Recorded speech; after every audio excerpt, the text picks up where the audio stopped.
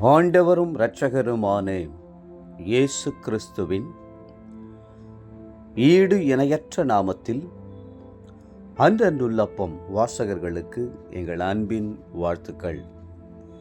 2025 ஆண்டு ஆகஸ்ட் மாதம் 3ஆம் தேதி ஞாயிற்றுக்கிழமைக்குரிய தின தியானம். இன்றைய தலைப்பு சாயங்கால ஜெபம். மத்தேயு 14:23 சொல்லுகிறது, அவர், அதாவது இயேசு, ஜனங்களை அனுப்பிவிட்ட பின்பு தனித்து ஜெபம் பண்ண ஒரு மலையின் மேல் ஏறி சாயங்காலமான போது அங்கே தனிமையாயிருந்தார். பகற்காலமெல்லாம் இயேசு கிராமம் கிராமமாக பட்டணம் பட்டணமாக நடந்து ஊழியம் செய்தார். மேய்ப்பனில்லாத ஆடுகளைப் போல இருந்த ஜனங்களை பார்த்து மனதுருகி அவர்களுக்குள் இருந்த பிசாசுகளை துரத்தி நோய்களை குணமாக்கி குஷ்டரோகிகளை சொஸ்தமாக்கி அற்புதங்களை செய்தார். சாயங்காலமான போது அவருடைய உள்ளம் பிதாவோடு உறவாட ஏங்கினது. வேக வேகமாய் ஜனங்களை அனுப்பிவிட்டு ஜெபிப்பதற்காக தனிமையான இடத்திற்கு சென்றார் என்று வேதம் சொல்லுகிறது.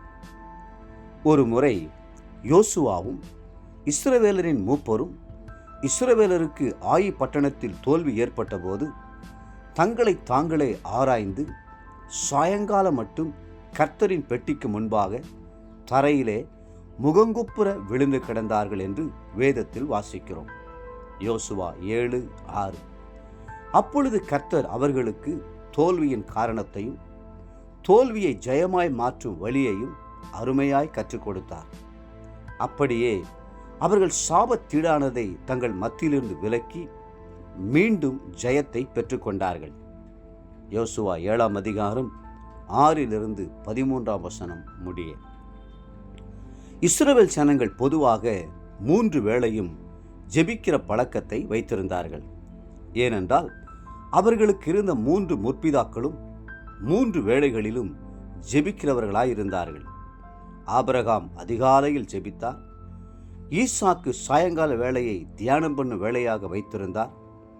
வயல்வெளிக்கு போய் தனிமையாய் அமர்ந்திருந்து கர்த்தருடைய அன்பை தியானம் பண்ணுவது அவருடைய வழக்கமாய் இருந்தது. ஆதியாகமம் 24:63. யாக்கோபு இரவெல்லாம் போராடி ஜெபித்தார். தாவீதும் கூட 3 வேளைகளை தன்னுடைய ஜெப வேளையாய் மாற்றினார். நானோ தேவனை நோக்கி கூப்பிடுவேன், கர்த்தர் என்னை ரட்சிப்பார். அந்தி சந்தி மத்தியான வேளைகளிலும் நான் தியானம் பண்ணி முறையிடுவேன், அவர் என் சத்தத்தை கேட்பார் என்று சொன்னார். 55ஆம் சங்கீதம் 16-17 வசனங்கள். உங்களுக்கு நாளெல்லாம் உழைப்பதற்கு பலனையும் சத்துவத்தையும் கர்த்தர் தந்தருளுகிறார். மாலை நேரத்திலே கர்த்தரோடு கொஞ்சமாவது நேரம் செலவழியுங்கள். நாள் முழுவதும் கர்த்தர் பாராட்டின கிருபைகளுக்காக அவரை துதியுங்கள்.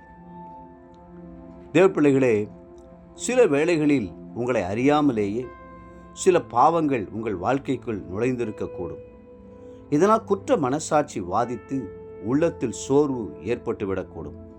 இரவு படுக்கைக்கு செல்வதற்கு முன்பாகவே கர்த்தரோடு ஒப்புரவாகி விடுங்கள். நீங்கள் உறங்கும்போது கூட கர்த்தர் திடீரென்று வரக்கூடும் அல்லவா? இன்றைய நினைவிற்கு தானியேல் 6:10. தானியேலோ வென்றால் அந்த பத்திரத்துக்கு கையெழுத்து வைக்கப்பட்டதென்று அறிந்த போதிலும் தன் வீட்டுக்குள்ளே போய் தன் மேல் அறையிலே எருசலேமுக்கு நேராக பலகணிகள் திறந்திருக்க அங்கே தான் முன் செய்து வந்தபடியே தினம் 3 வேளையும் தன் தேவனுக்கு முன்பாக முழங்கார் படியிட்டு ஜெபம் பண்ணி ஸ்தோத்திரம் செலுத்தினான். இன்றைய வேத வாசிப்பு காலை சங்கீதம் 63, 64 மற்றும் 65ஆம் சங்கீதங்கள். மாலை ரோமர் 6ஆம் அதிகாரம். அன்புக்குரிய அன்றன்றுள்ளப்ப வாசகர்களே, மீண்டும் உங்களை வாழ்த்துகிறோம்.